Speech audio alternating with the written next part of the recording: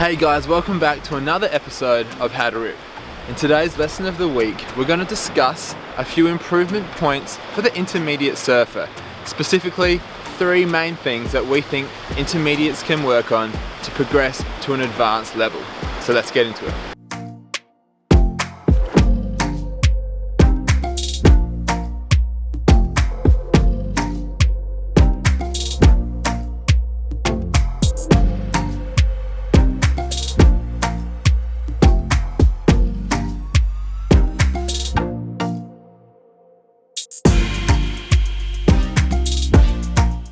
And guys, if you're new here, why don't you subscribe to the channel now, where we upload tutorials to help your surfing progress. And if you're interested in the wetsuits that we wear, and the boards that we ride, and other gear that we use, you can see all of that in the video description below. Make sure you mention How to Rip for special offers, discounts, and even free stuff.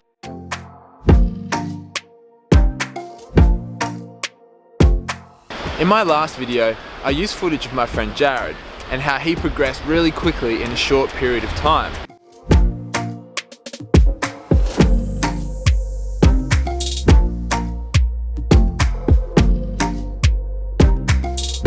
I'm going to build on those skills in today's video, so if you haven't seen that video, I'll link it in the video description below. But for now, let's get into the 3 new skills that you need to learn. 3 key techniques that the intermediate surfer can implement into their surfing to progress. The first of these is increasing where you look, where you point, and therefore the upper body rotation that you have. This will have a massive impact on how critical your turn is, how much spray it throws, and also how good it looks to people watching you surf. So let's have a closer look at this in detail.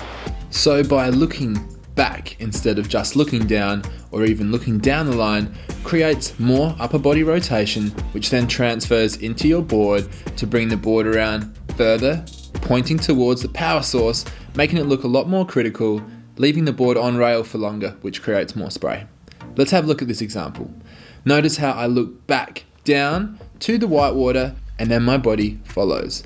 As I set up again, the same thing happens. I look back, my rotation follows, and then I complete the maneuver with the nose facing the white water. You can see that while I look, maybe only briefly, the rotation follows. The longer that you continue to look back, the longer that your rail will be engaged.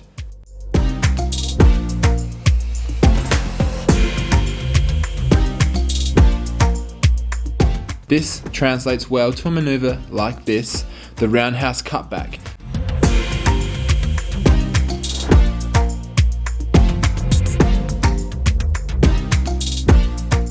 Where you keep looking further and you look to the top of the white water to perform a re-entry off. When performing snaps, whether it is looking back or looking down or even looking down the line, remember that for it to be better, it needs to be performed in the critical section of the wave, close to the power source.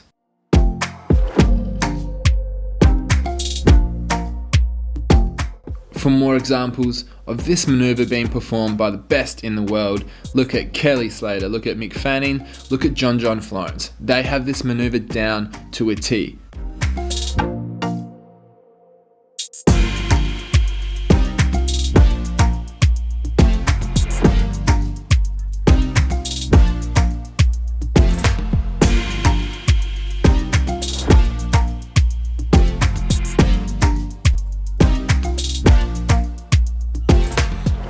So there's one skill and technique that Kale and I haven't gone into great detail on, and that's putting your board above the lip. We speak a lot about how to carve and how to do cutbacks because that's an easier thing to do and a good way for beginners and intermediates to practice their surfing and improve. But to go above the lip, well, that's now a harder skill and something that an intermediate surfer needs to work on. Re-entries. They are harder to perform because more timing is required. You need to hit the falling lip. If you hit it too early, you'll fall off the back. If you hit it too late, you might get smashed. So timing is key. Let's have a look at this example. Notice how I look and rotate to where I'm going. Once again, this is a key rule throughout your surfing. You look where you want the nose of the board to go and then rotate through with your front arm pointing to wherever you want to go, and your back arm should follow. So here we see I approach the section, I look to where I want to go, and then I hit the lip. As it's falling, it hits the bottom of my board, and then I come back down.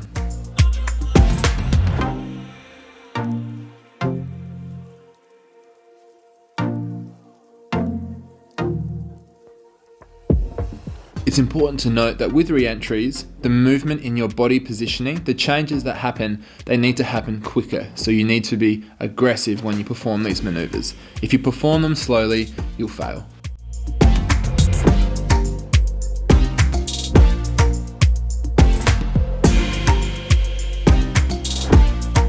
Alright, so hopefully now you understand what a re-entry is and how to perform a re-entry.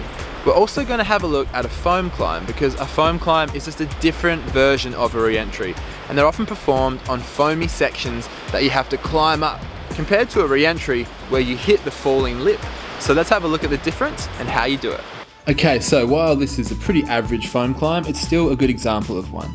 So you see I drive off the bottom, but then I throw my arms up as my body extends. By doing that, it creates a weightlessness effect and allows the board to travel up the foam. Let's have a look at this example. The same thing happens again. I drive off the bottom, I throw my arms up, and then once I've got that lift, I then look and rotate to direct my board back down the wave.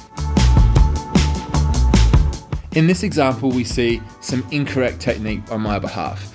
While the throw was good and it was successful in getting my board above the lip, you'll notice that I rotated, but I didn't look, and this caused a reverse rotation of my upper body. Now, while I still completed the maneuver successfully, it's less than ideal. Compare that to this turn, where I looked and my body rotated through and followed.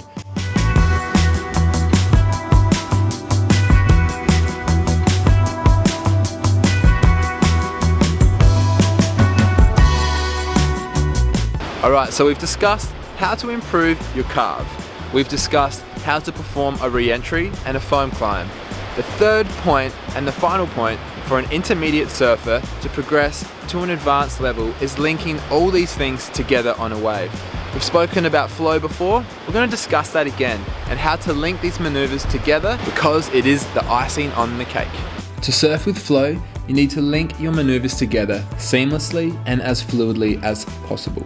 You can see that in this wave here, I went from one maneuver to the next with little stoppages or pumping in between. That's key to having good flow, but you also need to be able to read what the wave's doing in order to achieve this. And if there's a section that's falling down in front of you rather than going around it, it's good to do a transition move like a floater or a lip line to get around it. That counts as a maneuver and it contributes to keeping your speed and flow on a wave.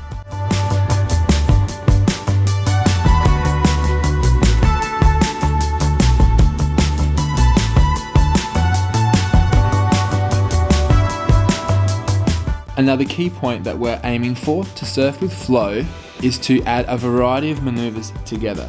So mixing up cutbacks with carves and snaps and whatever else you can come up with. This adds to the excitement of the wave for a surfer.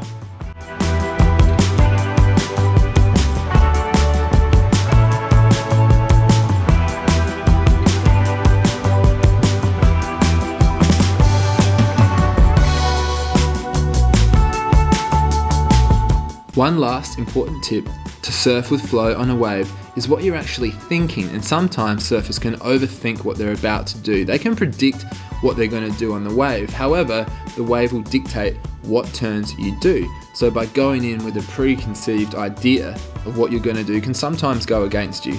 So it's better to try and stay in the moment and just surf the wave as it lets you. Remember, it is crucial that you stay close to the power source. See here on this wave how I performed that roundhouse cutback, and by doing that it put me back into the pocket, allowing me to complete this carve which was in the pocket. Had I not done that and I stayed out on the face, my turns would have been flatter, less critical, and it wouldn't have felt as good for me. So remember to stay in the pocket while you surf a wave.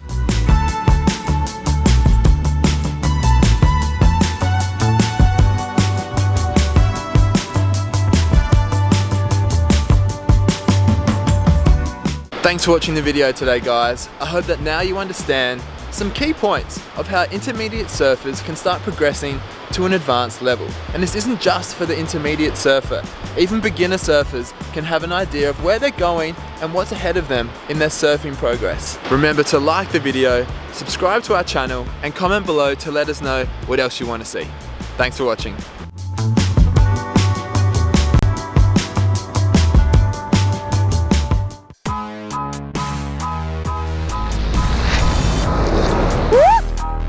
Something like this one. On the wave, then looking